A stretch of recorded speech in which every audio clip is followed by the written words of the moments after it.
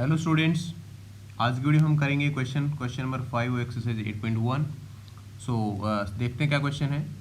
Show that if the diagonals of a quadrilateral are equal and bisect each other at right angles then it is a square.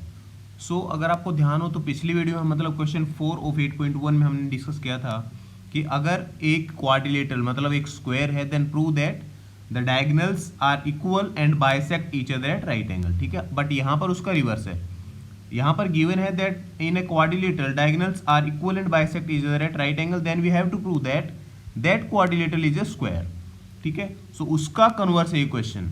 तो पहले आप वो देख लेंगे तो उसमें हमने क्या क्या प्रूव किया था और कैसे प्रूव करना था आपको वहां पे। तो अब देखिए यहाँ पे हमें क्या प्रूव करना और क्या गिवन है। सबसे पहले जो गिवन है वो हम यहाँ पे लिख लेते हैं। ठीक है, given is if the diagonals of a quadrilateral are equal and bisect each other at right angle. So एक क्वाड्रिलेटरल हम यहाँ बना लेते हैं सबसे पहले। ठीक है, क्वाड्रिलेटरल हमें नहीं पता है कि ये स्क्वायर है। ठीक है, हमें प्रूव करना है that this is a square. और दिया हुआ क्या है that A C and B D diagonals of this quadrilateral are equal and bisect each other at right angles. ठीक है, ये इसके इक्वल होगा and this side is equal to O D.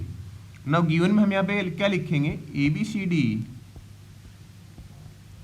Is a quadrilateral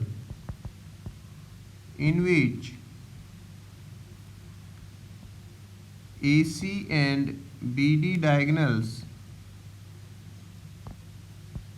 are equal and bisect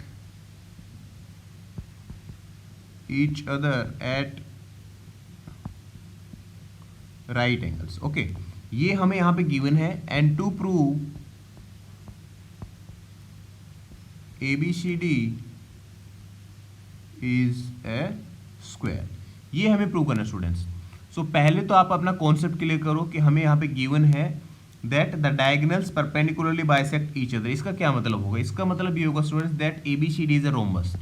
okay, ABCD is a parallelogram, ABCD is a rhombus. ये मैंने आपको पिछले question में बताया था जब इसका हमने कन्वर्स किया था।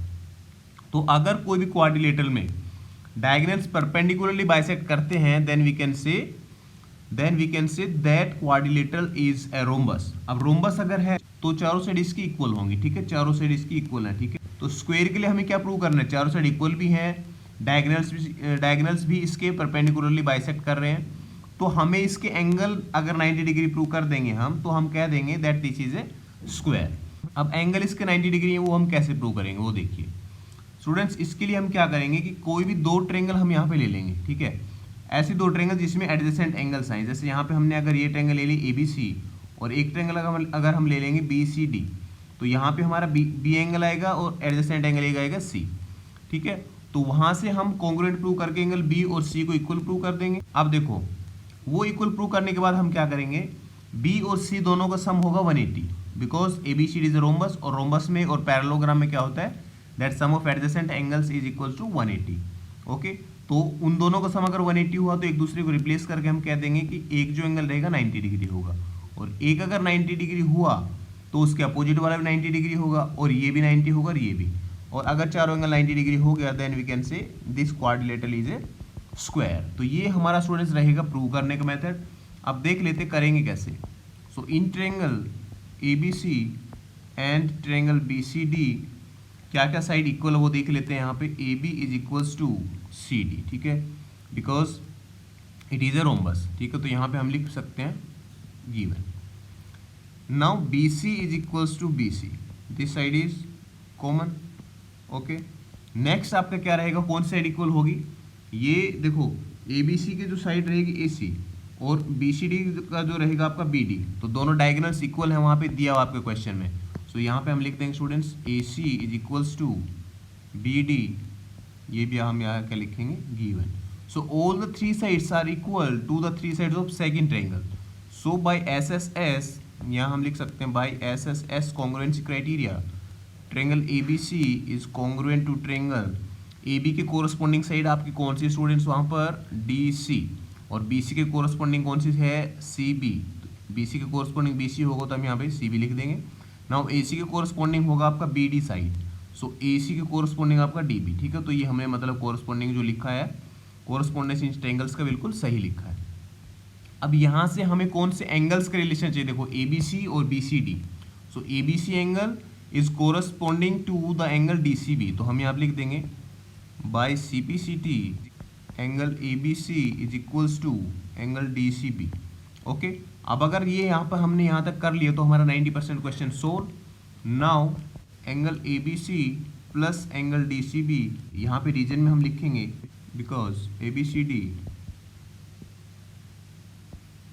Is rhombus. ओके, अब अगर रोम्बस है तो इसके सम ऑफ जो एडजेसेंट एंगल्स रहेंगे उसका सम होगा 180।